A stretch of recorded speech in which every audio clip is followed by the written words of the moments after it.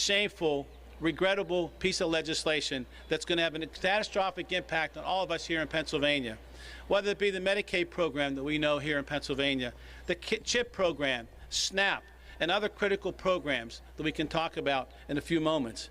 We're here to say to our House and Senate Republican colleagues, and join us to stand with us to say no, as I mentioned, care, not cuts. I was thinking about this on the way up, and I had this thing on my desk. And what it demonstrates is it says, see no evil, hear no evil, speak no evil. And that's precisely what we have taking place here with our Republicans here in Washington, here in Harrisburg, and in Washington Hill. They don't want to talk about this massive negative impact it's going to have on the quality of life of so many Pennsylvanians. And we need to make certain that we remind them how important it is that be part of it. So it's not too late for them to join us, to be part of the discussion that says no to these changes and we're talking about. There are many impacts, as we talked about. The fiscal impact on the Commonwealth certainly is one thing, but the impact on the quality of life of people enjoy right now is dramatic. By way of example, in my home county of Allegheny County, 1 in every 5 people who call Allegheny County home rely on Medicaid to get their annual checkups, to receive emergency care, to be able to care for emergency room visits, for broken arms, to get their medication for asthma or blood pressure, as many folks do, and also giving birth to babies. And as it stands, nearly 45,000 people in Allegheny County stand to lose access to Medicaid in the current form of this legislation. That's why it's imperative that we have care and not cuts, as we talked about. Moreover, more than 90,000 people in Allegheny County stand to lose their SNAP benefits. We know that SNAP benefits are the benefits that really impact people's lives and the opportunity to provide nourishment and food when so desperately needed.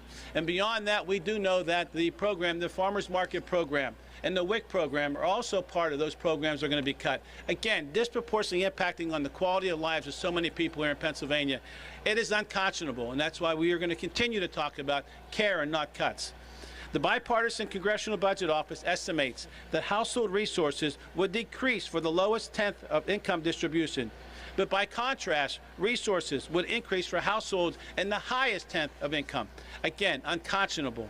This bill would be the biggest cut, the largest cut ever to food assistance in American history, stripping $118 billion in SNAP benefits from households with children across this country. And the cuts in the bill will also put a giant hole in everyone's state budget. The CBO estimates that states will have covered $78 billion in spending. And quite frankly, folks, I think as folks in this area know, we don't have the ability to be able to replace, those dollars here in Pennsylvania. So Republicans want to strip people from these programs. Democrats want to stand together and fight to maintain them.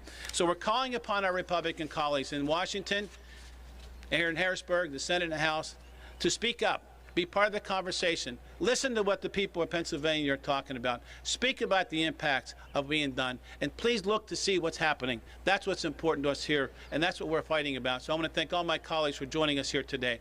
It's unconscionable, it's shameful, and it's regrettable that we find ourselves here right now.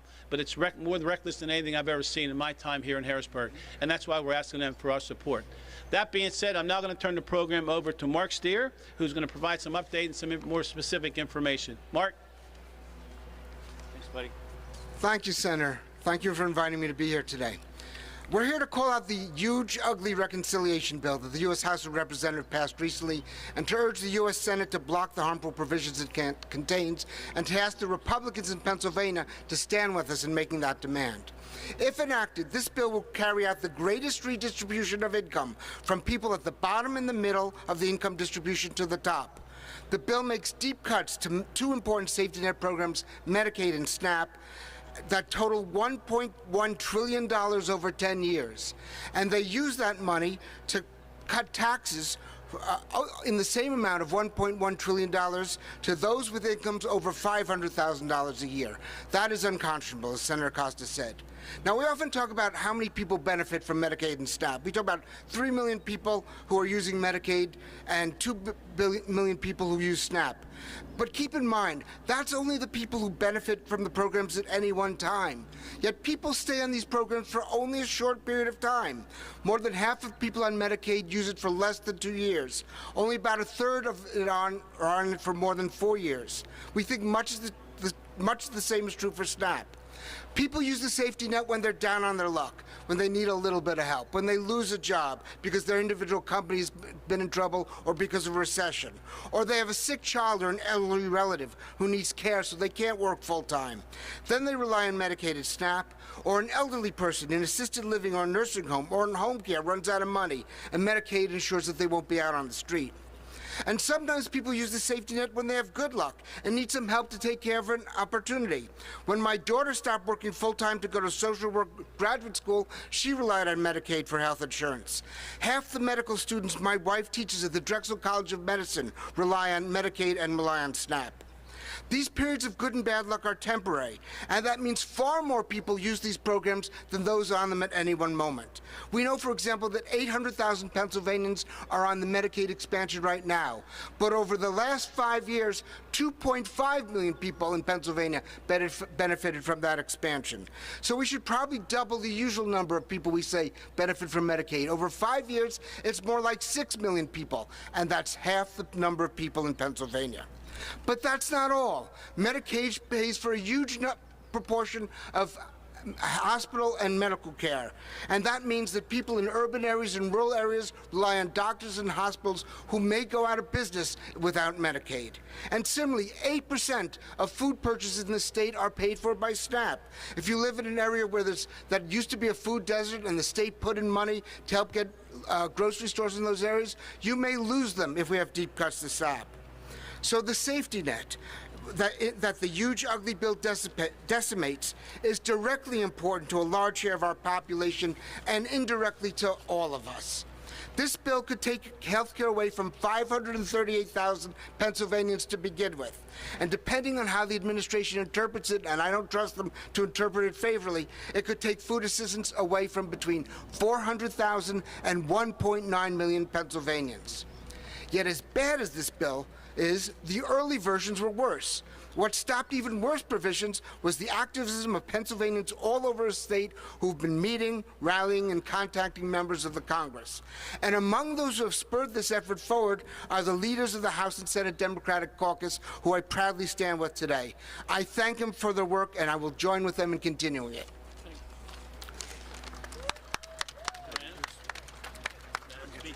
You got an intro. Introduce. You don't get to. You're not off the hook. It is my wonderful honor to speak, to bring to the podium the Speaker of the Pennsylvania House of Representatives, the wonderful Joanna McClinton. Madam Speaker.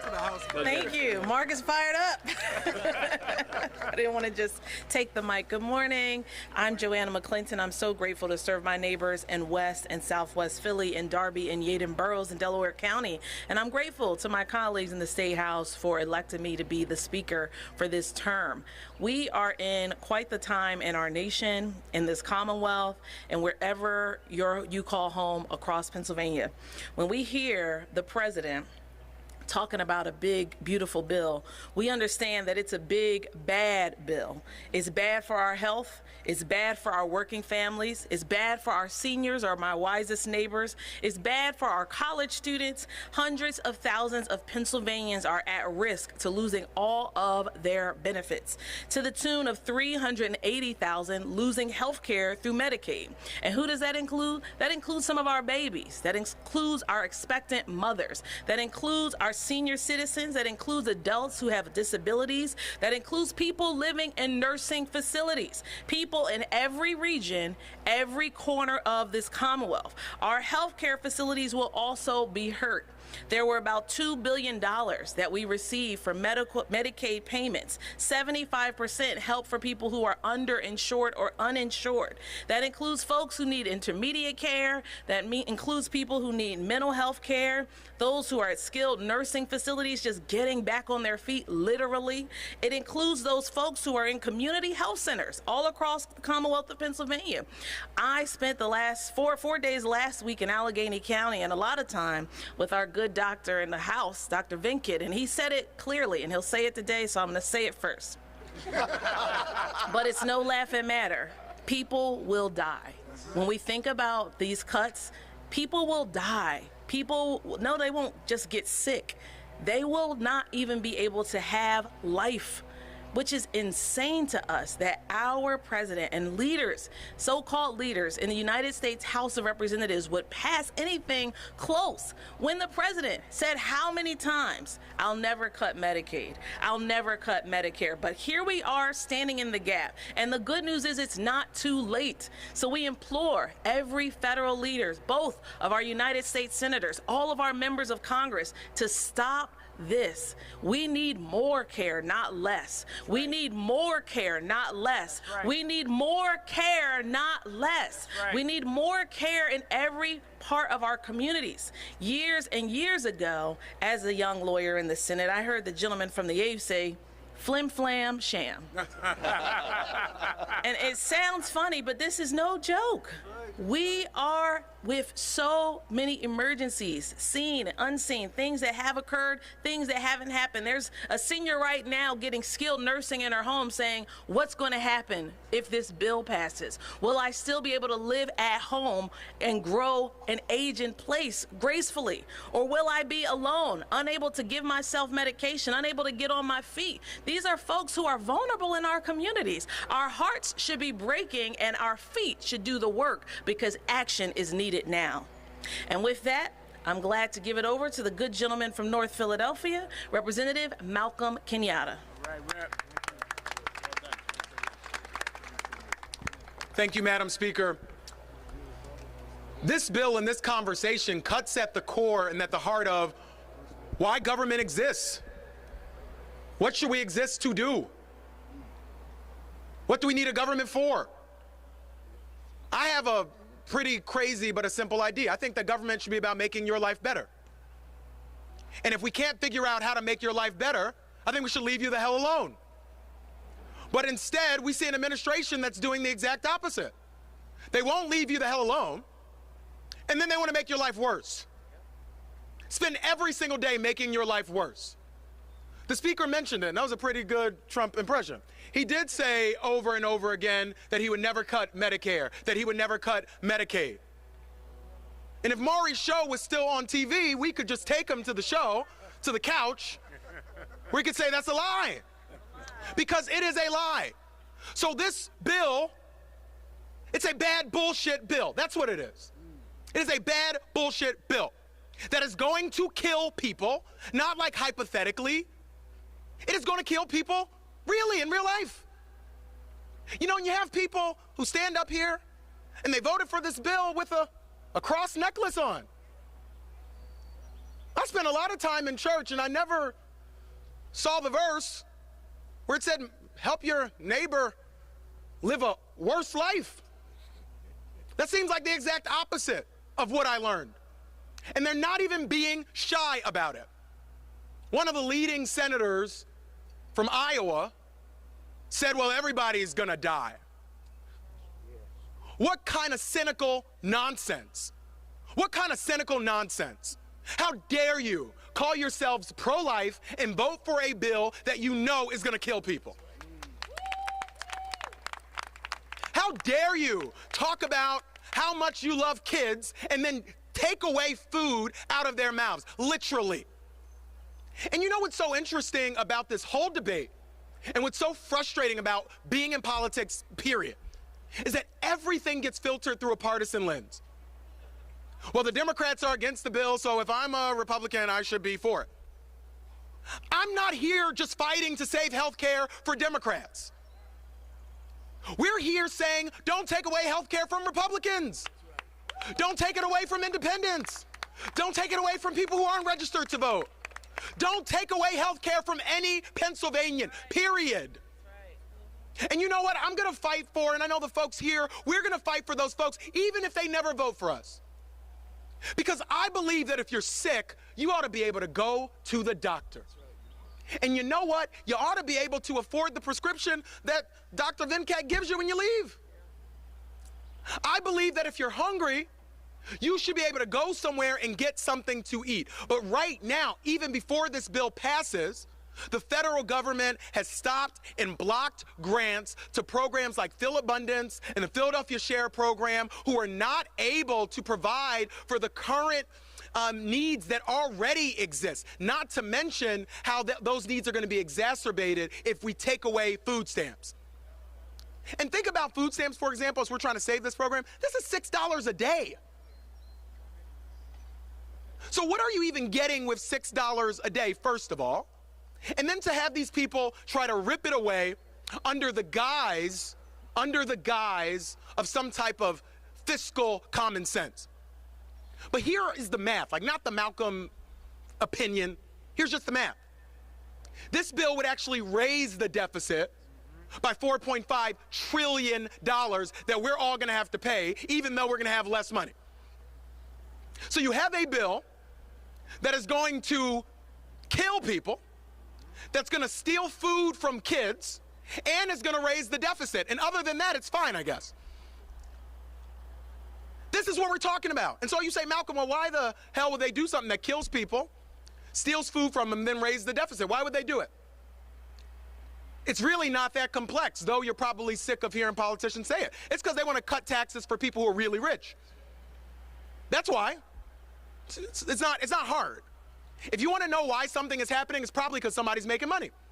And so there are people who want to rip away government services so that they can then privatize them. They want to turn everything in government to some sort of Uber-type service so that these people can get even richer.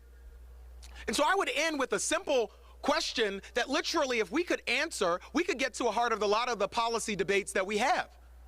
How much is enough for these folks? How many cars do you need? You only got one body. How many cars do you need? How many boats do you need? How many planes do you need? How many vacations can you even go on? How much? How much is enough? How much is enough? Because I think if we can answer that question and maybe quantify that question, then maybe we could have an honest debate. But for these folks, these millionaires and billionaires who fund these folks' campaigns, it seems like nothing is enough. Nothing is enough to satiate the black hole that is inside their hearts. Nothing's enough. This guy got a $400 million palace in the sky where he can poop in a golden toilet while he's in the air, and that's not enough. These people live in places and live in the laps of luxury that we will never be able to truly conceptualize, but that's not enough. And so they don't give a damn about kicking people out of nursing homes just so they can make a little bit more. They don't care about kids not being able to eat just so they can make a little bit more. It's sick, it's wrong, and it's not even like traditional politics. This is plunder. This is plunder. This is theft. This is a heist being done to the American people to pad the pockets of the absolute worst people hopefully you will never meet. And I think we have an opportunity. This is about fear. One senator, Republican senator from Alaska, said it, that many of her colleagues are just afraid. They're afraid about a mean tweet, a mean Truth Social, whatever the hell they call it on Truth Social. If you don't have the courage to do this job, you don't have to. You're not like forced to be an elected official. There's a very easy thing. You just send a little letter to whoever leads your chamber and say, hey, I gotta leave. It's not hard. I'll write it for you. All you gotta do is sign it. And we'll get somebody in there who has the guts and the courage to stand up for their neighbors and to remember why the hell we're here. I'm not here to just hang out. I got a great husband right at home. I'm here because there's some people who need us fighting for them. And if you don't want to fight for people, go the hell home, do something else. So anyway, I'll stop there and bring in my dear friend, Senator Haywood. I am going to brag. He's cute. He's at home right now.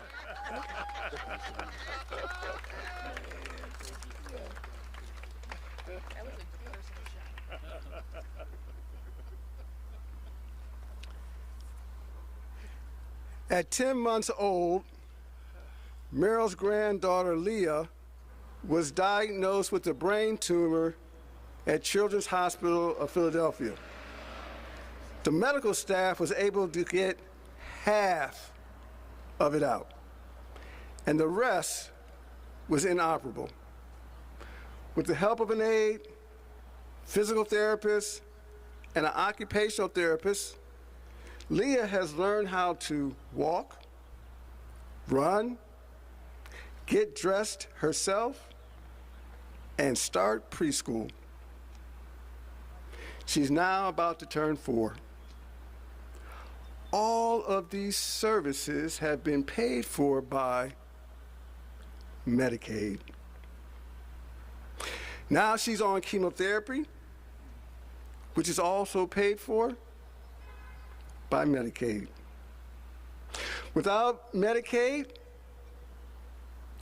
Leah would probably not be on this planet. Without Medicaid, her parents would probably be broke by now. Leah deserves a life with dignity that can be supported by Medicaid health care. George is 22 years old. His mother describes him as, I quote, a bright light in the world. And if you met him, you would get to know him through his playful smile, his eyes glaze, doing high fives, and listening and developing DJ skills on his iPad. George has autism and an intellectual disability. He needs daily care for life skills, including bathing and dressing, support while eating. George needs 24/7, 365 care. It is Medicaid that allows him to live in a house with 2 roommates and to attend a day program where his education continues. His mom passionately reflects her son and shares that George's life has so much meaning for us. Every person with a disability should have access to Medicaid to receive the care and support that they require. These are just some of a few stories that we have heard from individuals who are scared to death that they or their loved ones will lose the life-sustaining medical care that is paid for by Medicaid. Some are concerned that the hospitals will close, particularly in rural Pennsylvania and some urban areas as well. I'll share this final story with you so you can hopefully appreciate what's at stake. There is a neighbor who is in the Scranton area who has a friend with a chronic health condition. They are afraid that their dear friend will lose the hospital care if hospitals in Scranton and surrounding areas close. And if so, would be required to travel to Philadelphia for care 125 miles away. One way, 4 hours round trip. So we have heard about the numbers of people who will be affected. These are individuals, and there is nothing beautiful about the risks that I have just described. I'd now like to turn over to our resident physician. Thank you so much. Yeah. Thank you, Senator Haywood. My name is Arvind Venkat. I'm the state representative for the 30th Legislative District. More importantly, I'm an emergency physician. And the first professional oath I took was not as a state legislator. It was as a physician, with a promise to do no harm and to do well by my patients and my community. And as an emergency physician, I've had the privilege of taking care of thousands of my fellow Pennsylvanians in their greatest time of need, and I do so to this day. And I can say very clearly, as my colleagues have alluded to, our fellow Pennsylvanians are going to die if this legislation is passed. And I don't say that lightly. I say that having experienced seeing patients before Medicaid was expanded under the Affordable Care Act, when 20% of my patients had no insurance, who would come into the emergency department too late for me to treat them. And that is a real thing. I will never forget a patient I saw late in my residency who came in with back pain. And at the time, I thought, because we saw so many patients with low acuity conditions in the emergency department because they had nowhere else to go, that she had simply pulled a muscle in her back and that I'd be able to treat her and send her on her way. But I was wrong. She was walking very tenuously, and as it turned out, she had late-stage breast cancer that had metastasized to her bones. And she had a life-threatening blood chemistry disorder that put her life immediately at risk. And after stabilizing her, I asked her, why had she waited so long to come in? Because her entire left breast had been consumed by cancer. She must have seen this.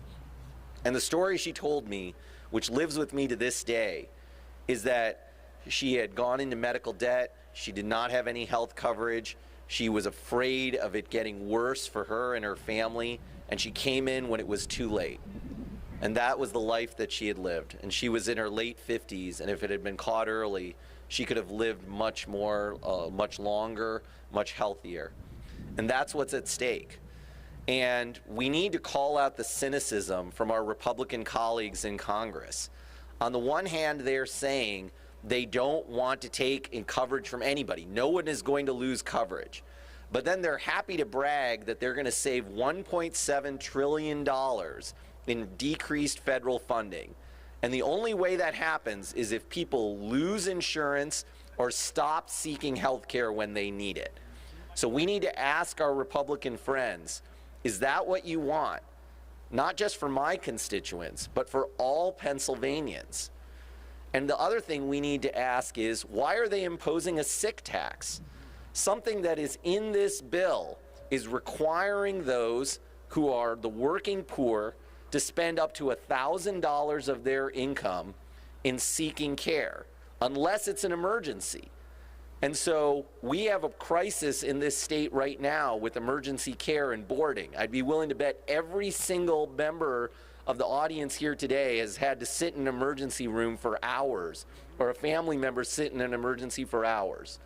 The sick tax, and that's not my term, that comes from Republican Senator Josh Hawley, will mean that our fellow Pennsylvanians are driven into emergency departments to seek care that they can get in another setting. And that is a cynical ploy to transfer resources from the least among us to the most among us. This bill is dangerous, it's morally bankrupt, it will affect every single Pennsylvanian, and as an emergency physician who continues to care for patients and has taken an oath that my goal is to do well by our community, and now as a legislator to do the same in this building, I would say to every single Republican legislator, both here in Harrisburg and in Washington, please reverse course. You do not want to see what I have seen in my career and will again see if this bad, dangerous bill is enacted into law. And with that, I'm happy to introduce my colleague, Senator Hughes. Thank you, Doctor. Thank you, Doctor. The sick tax, very important. Please continue to raise that part of this conversation because there's so much in this big, ugly bill, not the big, beautiful bill. It is the big, ugly bill. There's so much that doesn't get the appropriate attention because it is so bad on so many different fronts, but pieces like that don't get a chance to get the conversation that is so necessary. This is the big, ugly bill. There's nothing beautiful about this. This is the big, ugly bill. It's ugly because it takes health care from people. It's ugly because it takes education from people. It's ugly because it takes food out of people's mouths and off their tables. It's ugly because it takes jobs from people. It's ugly because it forces a sick tax on people. This is the big, ugly bill. We don't stand here, these state reps and state senators here in Pennsylvania, we don't stand here in isolation. We are part of a chorus of legislators from states all across the country who are calling out this big, ugly bill and the damage that it is doing to our constituents. And the fact is that there is no state in the country that has the capacity to pick up the loss of funding coming from the federal government and assume those resources. No state in the country. So we're here calling this out because it is absolutely unnecessary. Absolutely unnecessary. We need to be reminded, the United States of America is the richest country in the history of the world. We are the richest country in the history of the world. But even in that, Republican, MAGA, congresspeople, and presidents make the decision to make life harder for people, not better. We really should be having a press conference on this day talking about how we can expand health care, how we can expand education support, how we can expand food supports for families, how we can grow more jobs that pay real wages to respond to real people's needs. That's the conversation we should be having today. Yet now we're here having a conversation about how we stop and block what is happening in Washington, D.C., which is big and it is ugly. And there's nothing good about this piece of legislation that the House just passed and it's going to the United States Senate. We've heard the numbers. Millions of Pennsylvania citizens will lose health insurance. We've heard those numbers.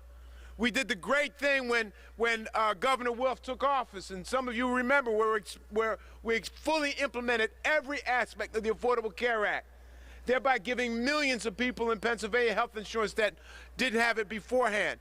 And while doing that, employed thousands of more people in Pennsylvania to provide health services to folks. Well, all of those folks will lose their jobs.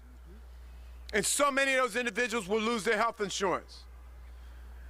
And the good doctor said it. If you think it's hard to get an appointment now with your physician, watch what happens if these cuts become reality.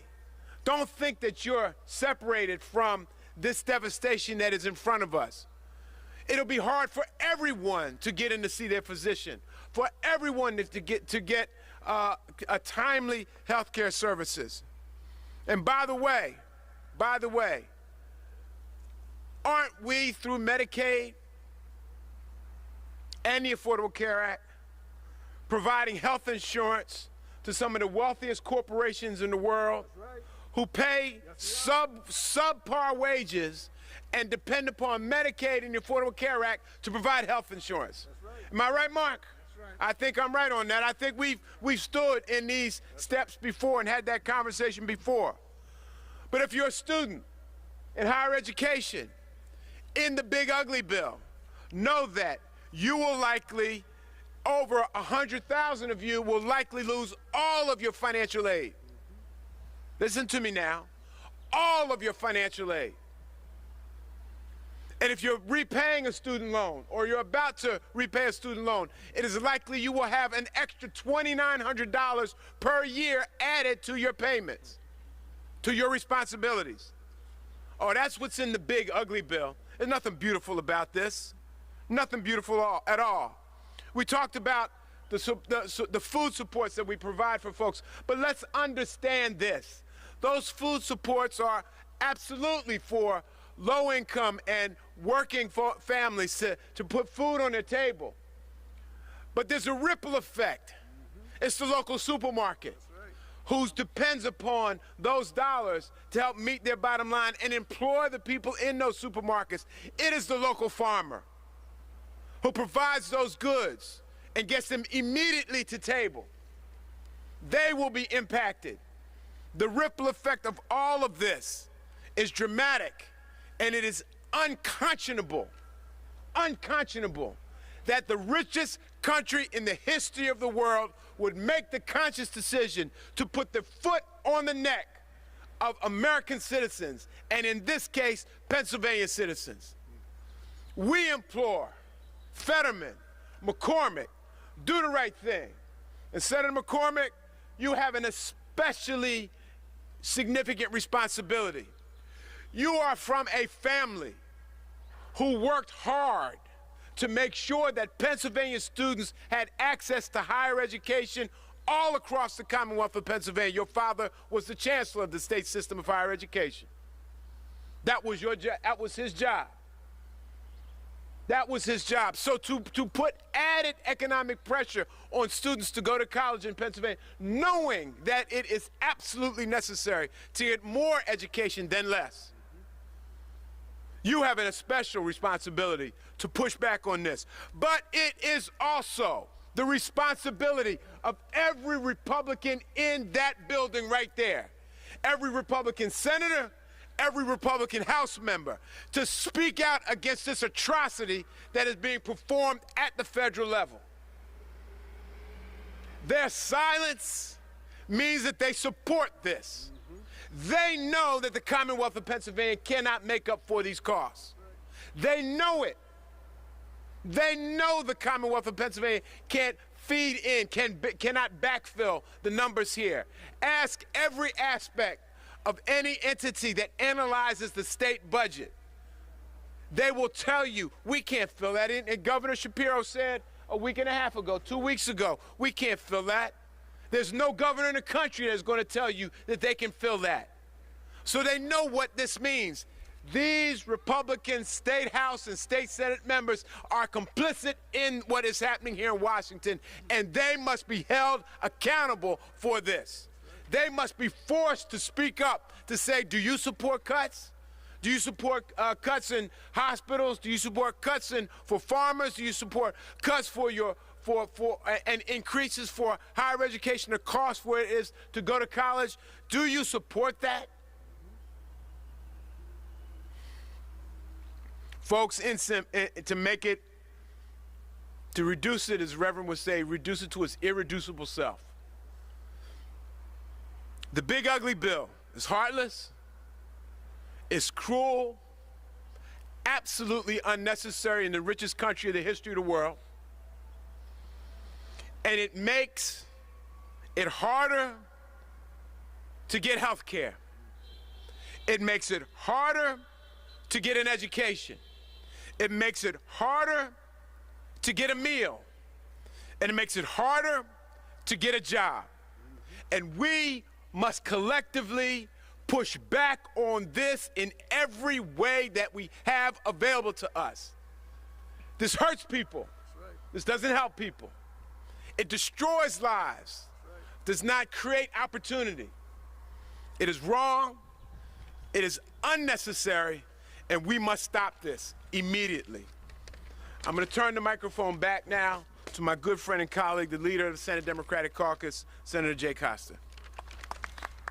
Thank you very much, Senator Hughes, as always, with your eloquent and more profound remarks about the scope of what we're talking about here. When you list the litany of folks who are impacted, and it's important that we remember how important it is that we recognize everyone is going to be impacted. We talked about the SNAP program and the food programs. We talked about the farmers market program that impacts those individual seniors with the vouchers, but also the farmers and the small businesses. We talked a lot about health care, all aspects of health care for our children, for our seniors, those folks who are sitting in a nursing home today in rural Pennsylvania or in the hospitals in rural Pennsylvania. They too will be impacted, and the impact on education as well. This is the breadth of this big, bad, ugly bill that we have to contend with. And that's why we're asking our Republican colleagues to stand with us, to join us from the Congress, Senate, and House of Representatives, Republican. Stand with us to listen what the people are saying. Listen what we're collectively saying. Open up your eyes and see what's taking place and speak. Speak to the evils of this legislation. I'm so proud to be here with all of our colleagues from the Senate Democratic Caucus. I bring greetings from all 23 of us, but I want to mention all those folks who are here today because they spent the time with us talking about this. Senator Tim Carney, Senator Carolyn Comita, Senator Judy Schwenk, Senator Street is here. You heard from Senator Hughes and myself, but also Senator Lindsey Williams, Senator Nick Piscitano, Senator Nikhil Saval, Senator Maria Collette, Senator Amanda Capoletti, and Senator John Kane. More than half. And Senator Art Haywood, who you heard from earlier. Our caucus is. Oh, also Senator James Malone. I apologize. Thank you, Doctor. But my point is this. We stand united as a strong 23-member caucus, asking our Republican colleagues in the House and the Senate to stand with us, to say no to this big, ugly bill. That's what we're here for today. And we're going to continue to have this conversation with people all across Pennsylvania, because we know that this is something that needs to be done because of the negative impact it's going to have on the quality of life of folks. And the Senator Hughes talked about, the fact of the matter is there are not resources here in Pennsylvania to fill the gaps that needs to be done. What happens? What happens is the likelihood is education doesn't get funded to the degree that it needs to be funded. Providing resources for child care services, providing resources for behavioral health programs, providing resources for housing programs that we certainly support, and a variety of other ways. They don't get done because we don't have the ability to do that if we have to deal and contend with the things that are coming down the road. So we implore all those folks who are watching, join us, stand with us, speak up with us, and let folks know how awful this particular piece of legislation is. Thank you all very much for coming here today.